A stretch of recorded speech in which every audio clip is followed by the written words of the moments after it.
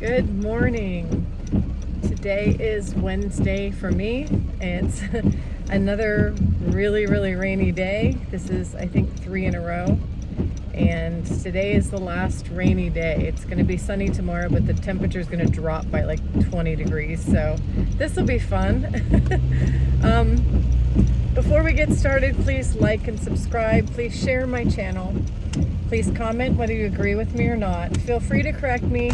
I don't edit my videos, but I do watch them before I post them, and I noticed in the last couple of videos I had a couple of times when I definitely made mistakes in what I said.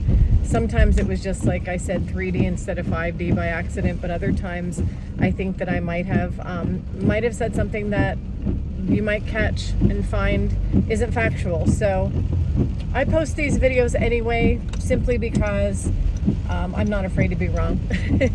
I'm discovering things, and I want you to help me learn, and I want to learn together. I'm not here to tell you what to think or what to feel or what to do. So let's just get into the subject for today. It's really interesting to me because I've been watching this channel. I tend to watch other people's YouTube channels because I'm very interested in all this spiritual, what Jesus taught in comparison to science and the metaphysical. And sometimes I just go down a rabbit hole into, I go down a trail and I find these videos. And this particular one, I think I'll have to look it up, but I think it's called the Tahuti. It's something about the Tahuti, and it has to do with ancient something or other. And, I'm so not technical whenever I share these things, because what I do is I watch them, I try to remember what I saw, and then I share it with you. I don't have it all written down, obviously, I'm driving, but I think it's called the Tahuti. And now, a couple of things I want to make sure. I want to give a disclosure here. First of all, some housekeeping. I have not left the Christian faith. I want to make sure everybody knows that I have not left the Christian faith. I have not abandoned Christianity for a new religion. I definitely have not done that. I don't practice any religion. And when I say religion, I want to make sure that I'm clearing that up too. I don't mean that Christianity and Jesus didn't come to start a gathering, a fellowship, a togetherness, a church. Jesus did come to start his church. But I don't call Jesus's church religion because I don't want to confuse Jesus's church with organized religion. So I want to make sure I'm clear on that. When I say that I don't belong to a religion, I'm talking about organized religion that goes against the actual teachings of Christ, which was to get away from the rules and regulations and the chains. I'm not talking about all religion is bad. I'm saying the chains of the religious leaders of his day, they were chaining people. They were using religion to chain people and to create fear. And that's the kind of religion I don't follow. I follow Christ. And I want everybody to know that. I follow Jesus Christ because Jesus came to save us from that. When people say Jesus came to save, he's the Savior, he saved us from those chains. He freed us from those chains that were binding us up and causing us to fear and causing us to think that we had to be the ones to get ourselves somehow reconciled with God, and that those chains made us think that it's a physical activity to be one with God. But Jesus came to show us it's not a physical activity. It's just who we are. Jesus came to demonstrate it's just who we are.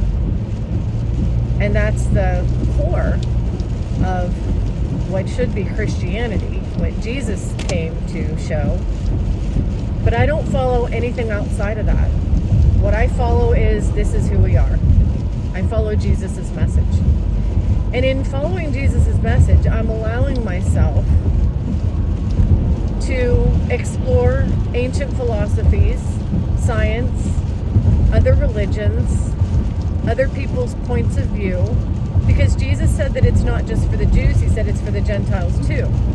And are we supposed to adopt every single little, woo-woo thing that's out there? Somebody comes up and says, our life is created by one person, and that's me, and I am the only God, and all that. Am I supposed to follow every single thing I read and see? No, I don't. I don't see something and then say, oh, I am God, and I'm the only God, and there's nobody else, and it's just me. And I've seen things like that. Don't get me wrong. I've seen things like that. I don't just blindly follow along with everything I watch and everything I see. I listen to them, and I discern, because one of the main things that the Bible told us to have is discernment. So I discern. And I discern what I feel is right and what I feel is, and the way that I base that is, number one, how my spirit feels about it, but mostly I compare it to the teachings of Jesus. Did he back and support that? Did Jesus say, I am the only God? No, he did not. He said, we are all parts of the one living, loving God, and we are all together as one. We are all together as one. So Jesus acknowledged that there are multiple spirits, all of us, and we are, in actuality, one. So I put things to the test. I put things to the Jesus test before I adopt them. But I don't even really always adopt and absorb everything I read. I just find a lot of things interesting. The only thing that I absorb and completely believe is what Jesus taught. So that's the big long disclosure. I wanted to make sure I give you that big long disclosure, because I know that there are some people that, when they hear what I have to say, they'll say, oh, no, you're getting away from Jesus. And I want to make sure that everybody knows I'm not abandoning Jesus, because I am a Christian at the core, a Christ follower, a disciple of Christ. I'm not a Christian nationalist. I'm not a Christian Bible thumper, organized religion, thumping the law kind of Christian. I am a Christ follower at the core, and everything I do filters through him. But this Tahuti thing, back to the Tahoutis, it's like this ancient thing that came before the Bible, and there are a lot of things I've watched and seen, and I've just shut them off because I'm like, okay, well, that's a cute story, and I don't know. I mean, it might be mythical. When somebody talks about like Zeus and all these different gods, and the sun god and the rain god and the moon god and all these different gods and stuff like that, I'll read it and then I'll think, okay, well, that's not how I see it. Like, it sounds like a mythical fable or story to me. But then there are a lot of people who also think the Bible sounds like a fable too. So I don't claim that I know everything. I just read it and I think, okay, is this something I'm going to adopt? Or is this something I'm just going to read and think that's a nice little story? But the Tahoutis have some things that I find interesting. Am I adopting the entire Tahuti philosophy? No, I haven't really explored that much into it yet, to even know what it all says. So I can't say that I've adopted it, but I find it interesting. And a lot of what this person talks about on their channel, it's actually an AI. It's AI generated YouTube video, but it's not the only thing that I've seen about the Tahoutis. And the one channel, I really like it because it talks about heaven being here on earth, which is what Jesus said, on earth as it is in heaven. We are in heaven. We are living a heavenly experience right here. We have the ability to be in heaven right here where we are. And it talks about how we got away from that and how we ended up leaving what we should know is heaven here and allowing ourselves to create our own little personal hell based on fear, based on everything we see, based on, what we learned as children, based on trauma, based on, all the things this worldly experience throws at us. We tend to stop living in the spirit that we are, and we forget who we are and how powerful we are and how powerful the Holy Holy Spirit is, we forget who our Father is. And we forget that we're heirs. And we forget that we're, through Him, through Christ, who strengthens me, I can do all things. My channel is called All Things Possible. And that's because all things are possible through Christ who strengthens me. And Christ strengthens me by telling me who I am, showing me who I am, demonstrating who we all are. We're powerful. We have the power to change things. We have the power to move mountains. With the faith of a mustard seed, we can move a mountain. We have the abilities to do a lot of things. And, this Tahuti channel was talking about, okay, so how did we lose our sight of who we are, and how do we get it back? And this is what I find really, really, really, really interesting. We lost our sight because when we come into this experience, we forget. The program of the 12 steps says we're forgetters. We tend to forget. We're good at forgetting. But our minds are filters for the Spirit. Our minds are not what's creating. Our minds are filters. And I love how they put this. We are spiritual beings with a brain, with a mind that filters. And what does our mind filter? It filters thoughts, memories, visions, all the senses. Our mind filters these things and it processes them. Our brain is a processor. So it's almost like we're a spiritual entity living inside of a computer generated body. And it's funny because they're coming up with AI right now, artificial intelligence. They're putting intelligence into a thing, a robot, and saying that it knows stuff. Well, that robot doesn't know anything until it has a soul. That robot can spew data. In fact, in Star Trek, or was it Star Trek The Next Generation, the guy's name was Data. That thing can spew a lot of data, but it doesn't have the soul. It doesn't have it doesn't come from that spiritual place of consciousness. Now, if a robot ever becomes conscious or is given consciousness, that would be something else. But just like, we put data into a robot and then it processes the data, we have a spirit that's living in a data processor, and it's processing our lives. And sometimes it overrides our spirit. In fact, a lot of times our processor overrides our spirit. And we don't want that to happen. We want our spirit, first of all, we have to know who we are. And then we have to allow our spirit to override the processor. So how do we do that? Well, it's more simple than it seems. This is one of the things that this video was talking about, this Tahuti video was talking about, how people think they have to research and meditate and go to a mountain and become a monk and do all these, deep breathing and meditations and do this, all these exercises. And they have to learn, they have to gain as much knowledge as they can possibly gain, knowledge, and fill themselves with knowledge. But that's not how it's done. That's not how the processor is overridden. The processor is overridden with gratitude. Simple as that. Gratitude is what overrides the negative processor. When we look around at our world, when we look around at the experience that we're living, as we're walking through life, as we're living our lives, we can look around and we can see all the, oh, woe is me.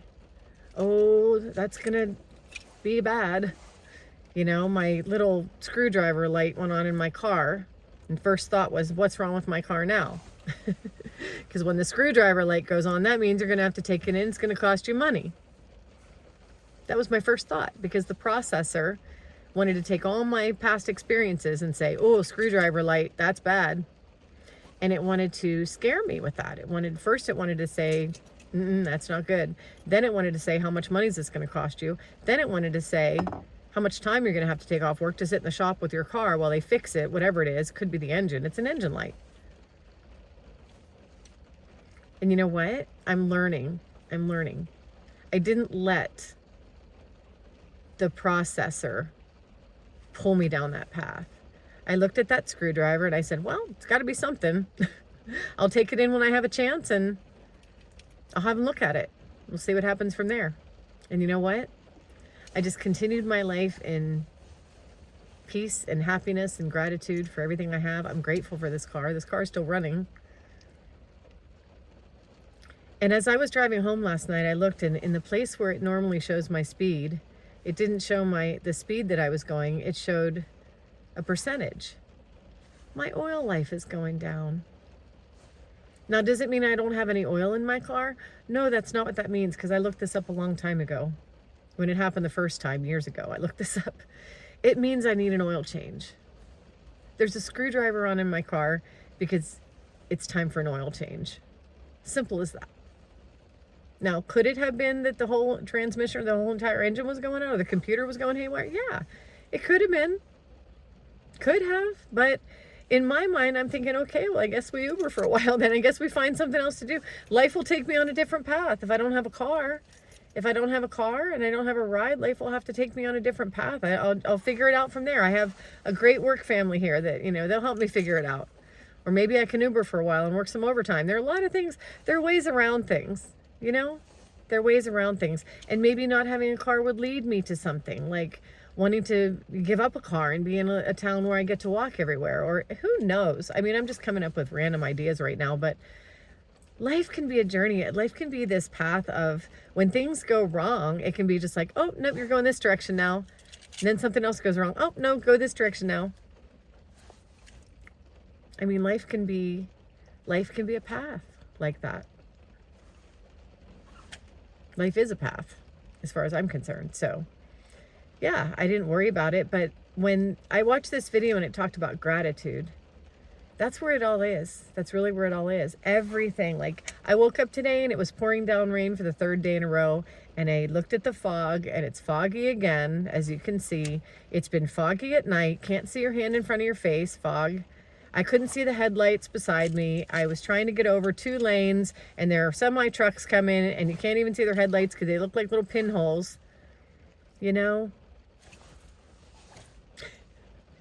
I was just grateful for the drive. I was grateful that I get to cross that beautiful bridge every day, twice a day. I was grateful for the place that I live, for the work, the job that I have, for the people that I get to be around. I was grateful for the vacation I just got to go on. I was just grateful for life. And I had my music on and I was just singing down the road. I put my blinker on.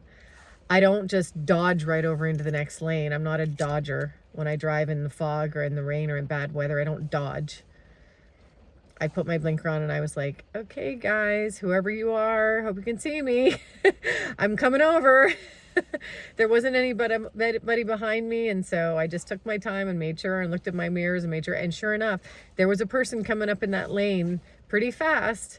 And they saw me and they got over into the next lane because I was like, yeah, I want to change lanes now. You only have so much time to change that lane. If you don't change it, you're going to either hit a barrier or go off the turnpike. So there's not a lot of time to change that lane, but I took my time and took as much time as I could, and it worked. The guy that was behind me saw me and was like, oh, this person's getting over into this lane. I'll just move over.